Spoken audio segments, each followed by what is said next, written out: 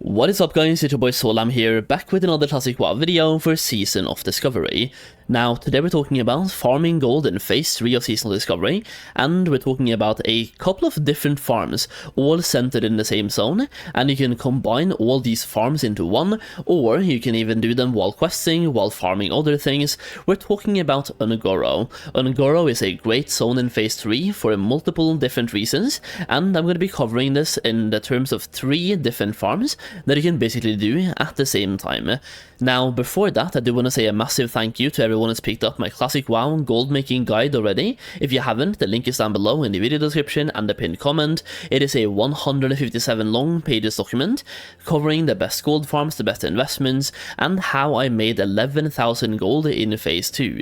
In addition, whenever you buy the guide, you actually get access to a gold making community where I'm giving you guys early access to videos like gold farms, investments, anything gold making related. You will have access to those videos before they go public. In addition to that, the community itself is a way for me to keep up with you on a day-to-day basis. So after buying the guide, not only do you have the guide itself, you can get in contact with me all the time, asking any questions you have, and I'm sharing my ways of making gold with you as well all the time, keeping you up to date on how to make gold in this game. Now, there we go, that's the sellout. You can also check it out. Once again, the link is down below. I do think by getting the guide, you can help me a little bit by being like, you can directly help me as a content creator, and I can guarantee I'm able to help you make some gold as well. So, it could be a win-win scenario. Check it out through the link down below. With that being said, let's take a look at Onoro. Once again, this is a really good zone for gold making. You can even start doing it now in Phase 2. Now, I'm recording this from a Classic era server just because it's easier for me to be here on a level 60 than level 40. That being said, in Phase 3 at level 50, it should be very safe for you. By being level 40 though, it's a little bit scary, because we're in Onoro. It's a pretty high level zone. It's meant to be like level 52 plus, 53 plus maybe. There's like some level 50 mobs, some level 56 mobs. It just depends on where you are in the zone itself. Now, for the most part, where we are farming, there's not really that many aggressive mobs, and we'll be focusing on picking up objects on the ground. In addition to that, in Phase 3, I would highly recommend combining this with other farms in this zone. For example, you can farm the tar lurkers for living essence. You can farm the fire elementals in the middle for like essence of fire, elemental fire. You can even farm the Onoro apes for more soil and skinning, just to name a couple of different farms. You can even run laps around the zone for mithril veins, thorium veins, all types of mining veins, or have herbalism plus mining. Even if you have skinning, you can farm devil swords. So those are the farms you can combine this with. Now what we're doing is looting objects on the ground. So we can take a look at the blood petal sprout first. These are like sprout bulbs basically, and you can find on the ground, and by looting this you get something called a blood petal sprout. Now, blood petal sprouts are used in a repeatable quest, which is actually worth knowing about when it comes to gold making, because they can give you some actually pretty decent items. So going over here, we can take a look at what it's used for. It's called a Dunga is Hungry. You have to hand in 15 blood petal sprouts. Now, by completing this quest, once again it's a repeatable quest, requires level 47, so will be available in Phase 3. By doing this quest, you will get something called a small brown wrapped package. Now, the small brown wrapped package can contain multiple different items, including drinks, food, drinks and food and drinks and food, and 1 to 4 major healing potions on a 45% drop chance. You can also get 1 to 3 superior mana potions on a 24% drop chance.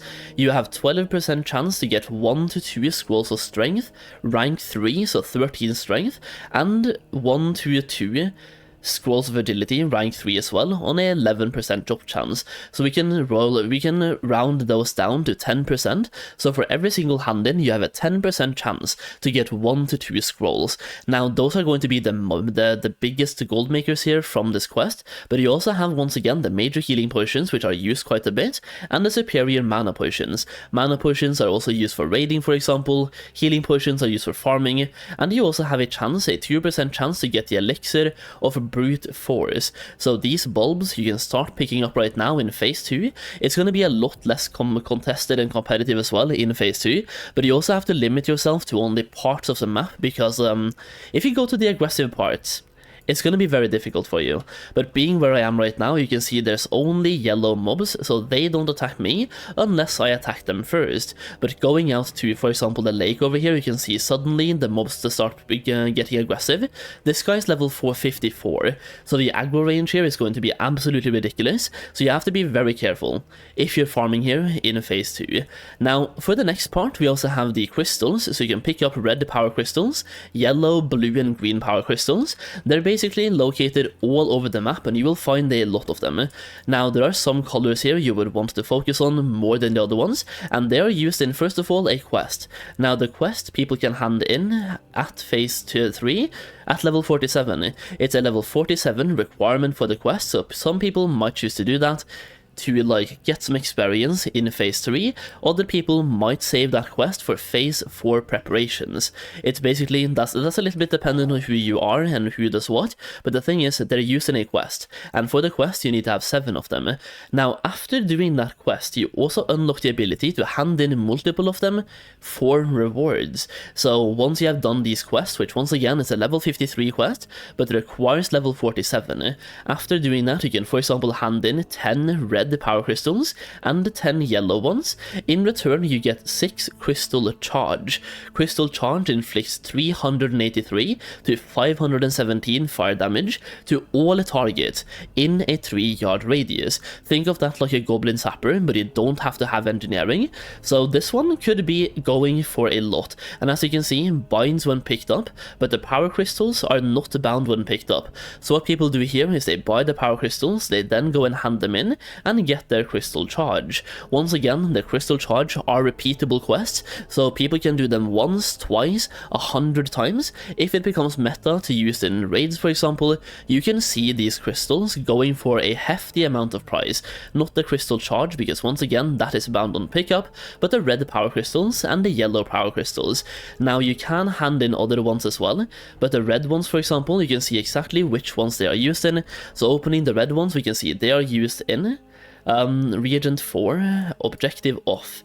Objective off, they're used in crystal charge, crystal ward, and crystal yield. For crystal ward increases the target's armor by 200 for 30 minutes, and crystal yield decreases the enemy target's armor by 200 for 2 minutes. So it could even be used in a crystal yield as well to reduce the armor of enemies, which is really important. Now, those are only 2 of the pickables. We can pick up one more item, and that is Onoro soil.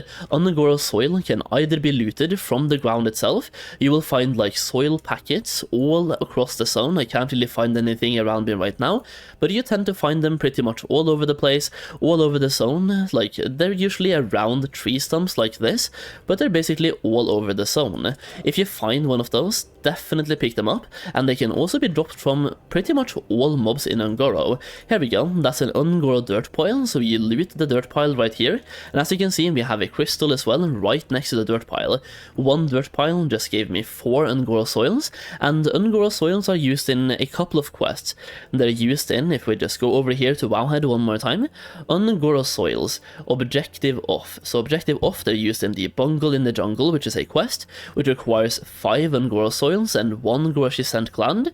They're also used in Onoro soils in Donassus and also for the Morrow Grain. So people need a lot of these, and it's a level 47 requirement for that quest as well. People could do that at max level to get raw gold back, or even do it while leveling to get experience. So Onoro soils are also definitely, once again, worth picking up. So the point of the video is once again that by farming or questing or just being an Onoro and picking up everything you find, you'll be able to make a lot of gold, and there's no profession or class requirements to this. If you happen to be farming on your druid, for example, with herbalism and mining, you just pick up all the blood petals you find, all the crystals you find, and the dirt piles as well that you find while farming. If you happen to be questing on your warlock level 47 or something in the Onoro, pick up everything you fine, and make a lot of gold while doing so. Now, there are a lot of farms in Onoro to combine this with. Referring back to the start of the video, we have herbalism and mining. Onoro is great. We have skinning. Onoro is once again really good for the ape cave over here, or the gorilla cave, and we have fire elementals in the middle as well. And we have living essence dropping from all of these oil kind of lakes you can see right here.